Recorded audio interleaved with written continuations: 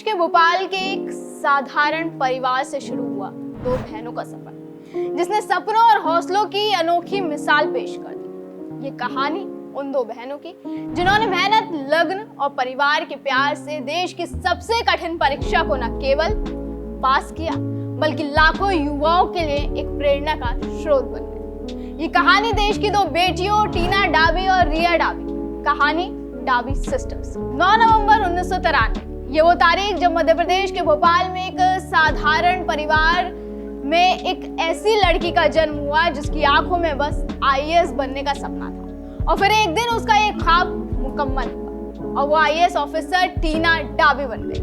वो टीना डाबी जिसका नाम आज शायद ही कोई हो जो नहीं जानता होगा।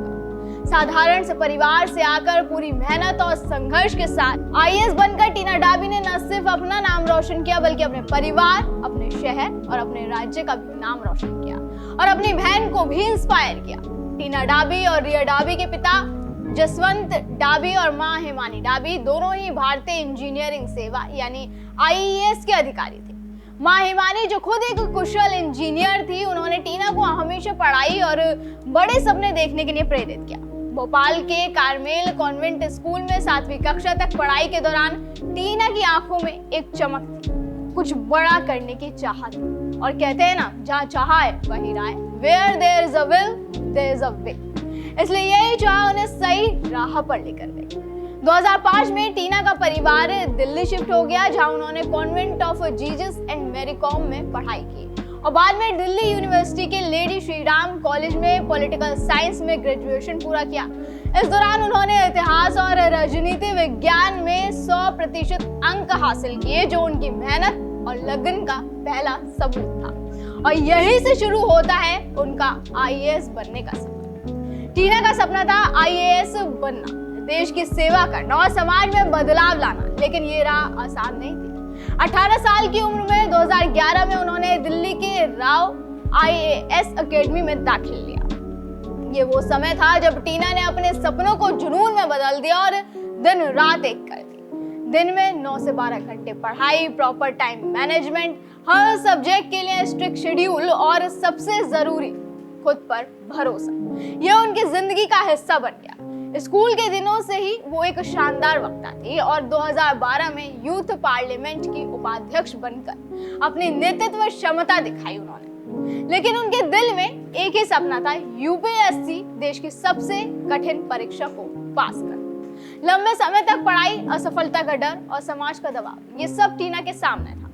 कई बार थकान और शक ने उन्हें घेरा, लेकिन ऐसे समय में उनकी मां हिमानी डाबी उनकी सबसे बड़ी ताकत बनी। हिमानी ने न केवल उन्हें प्रेरित किया बल्कि अपनी नौकरी से स्वेच्छा से रिटायरमेंट लेकर टीना की तैयारी में पूरा साथ दिया। ये मां बेटी का वो भावनात्मक बंधन था जो टीना को हर मुश्किल पल में आगे बढ़ाता रहा। उनके पिता जसवंत और छोटी बहन रिया डाबी, जो बाद में खुद भी आईएएस बनी, उन्होंने भी हर कदम पर उनका हौसला बढ़ाया। फिर आया वो साल जब टीना डाबी उस मुकाम पर पहुंची जिसके लिए वो लंबे समय से इंतजार कर रही थी। साल 2015 जब उन्होंने यूपीएससी परीक्षा टॉप की, उस वक्त हर जगह बस टीना डाबी का नाम था। हर हेडलाइन, हर इंटरव्यू में बस टीना डाबी। 22 साल की उम्र में टीना ने फर्स्ट अटेम्प्ट में यूपीएससी सिविल सेवा परीक्षा पास कर ली। जब रिजल्ट आया और उन्होंने ऑल इंडिया रैंक 1 हासिल की, तो ये सिर्फ उनकी जीत नहीं थी बल्कि उनके परिवार की मेहनत और बलिदान का इनाम था। टीना ने न केवल टॉप किया बल्कि पहली अनुसूचित जाति महिला बनकर इतिहास भी रच दिया। उस पल की खुशी में उनकी आंखों में आंसू थे, खुशी के, गर्व के और उन अनगिनत रातों के जो उन्होंने किताबों के साथ जागकर बिताई। वह इसी परीक्षा में दूसरे नंबर हासिल किया था कश्मीर के अतर आमिर खान ने, जिन्होंने टीना डाबी की लव स्टोरी में एक अहम रोल निभाया। उसके बारे में भी हम आपको बताएंगे, लेकिन उससे पहले बात इस स्टोरी की दूसरी कैरेक्टर टीना डाबी की बहन रिया डाबी के बारे में। आईएएस रिया डाबी का जन्म 12 जुलाई 1998 को हुआ। उन्होंने भी स्कूल के दिनों में ही आईएएस बनने का सपना संजो लिया था। उनकी बड़ी बहन टीना डाबी यूपीएससी टॉपर थी और रिया उन्हीं के जैसे बनना चाहती थी। तैयारी शुरू करने के दौरान रिया को पता था कि वो यूपीएससी परीक्षा क्लियर कर लेंगे, लेकिन टॉपर्स के लिस्ट में जगह बना लेंगे, इसका अंदाजा उन्हें खुद भी नहीं था। आईएएस रिया डाबी की बहन टीना डाबी ने जब यूपीएससी परीक्षा पास की थी तब रिया स्कूल में पढ़ाई कर रही थी। उन्होंने उसी समय ठान लिया था कि वो भी इस परीक्षा में शामिल होंगी। आखिरकार साल 2020 में रिया डाबी ने यूपीएससी परीक्षा दी और उसमें 15वीं रैंक भी हासिल कर ली। उन्होंने जीसस एंड मैरी कॉम स्कूल दिल्ली से ही पढ़ाई की। 12वीं के बाद उन्होंने दिल्ली यूनिवर्सिटी के लेडी श्री राम कॉलेज से ग्रेजुएशन किया था। रिया ने पॉलिटिकल साइंस विषय से पढ़ाई की थी। रिया भी अपनी बहन की तरह बहुत मेहनती थी। वो भी रोजाना 12 से 13 घंटे पढ़ाई करती थी। टीना डाबी वाला रूटीन ही फॉलो करती थी। बता दें, रिया न सिर्फ अपने काम बल्कि शानदार फैशन सेंस की वजह से भी काफी चर्चा में रहती है। लोगों को उनका सिंपल और स्टाइलिश अंदाज बहुत पसंद आता है। यही वजह है कि उनके इंस्टाग्राम पर भी काफी फॉलोअर्स हैं। वो सोशल मीडिया पर एक्टिव भी रहती हैं। चलिए अब बताते हैं डाबी सिस्टर्स की लव लाइफ के बारे में। पहले बात रिया डाबी की ही कर लेते हैं। रिया डाबी की लव स्टोरी काफी रोचक है। रिया डाबी ने अपनी लव स्टोरी और शादी को लंबे समय तक छुपाकर रखने की कोशिश की थी, लेकिन फिर भी मीडिया में आईपीएस मनीष कुमार से उनके अफेयर की चर्चाएं चलने लगी थी। फिर उन्होंने मनीष के साथ गुपचुप तरीके से शादी रचा ली और किसी को कानों कान भनक भी नहीं लगने दी, जिसके बाद लोगों के मन में काफी दिलचस्पी बढ़ गई कि आखिरकार आईएएस रिया डाबी और आईपीएस मनीष कुमार के बीच प्रेम कब और कहां पनपा, दोनों कब एक दूसरे के करीब आए। 2020 यूपीएससी क्लियर करने के बाद रिया डाबी ट्रेनिंग के लिए LBSNA और यहीं से उनकी प्रेम कहानी की शुरुआत हुई। 2021 में मसूरी स्थित लाल बहादुर शास्त्री राष्ट्रीय प्रशासन अकेडमी में दोनों की पहली मुलाकात हुई। फिर दोनों के बीच दोस्ती हुई और दोस्ती से बढ़ते बढ़ते ये रिश्ता प्यार तक जा पहुंचा।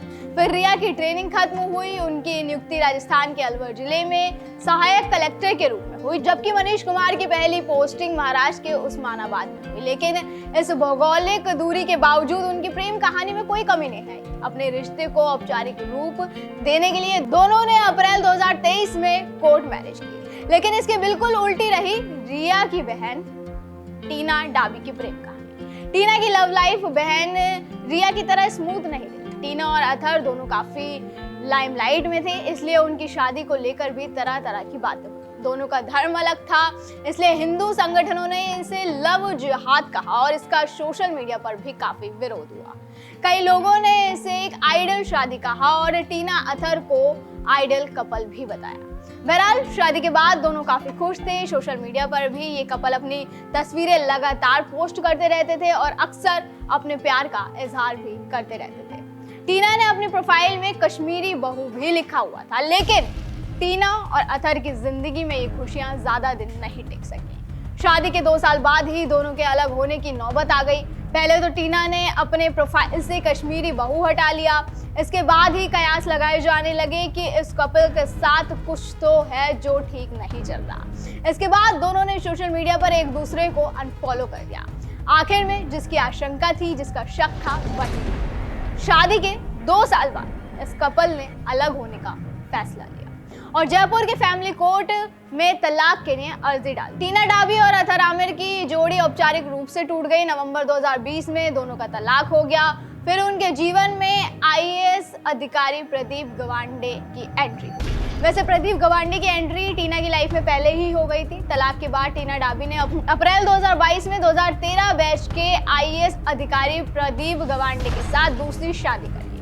पहले प्रदीप ने टीना को प्रपोज किया था और ये बात खुद टीना ने ही बताई थी, जिसके बाद दोनों शादी के बंधन में बंध गए।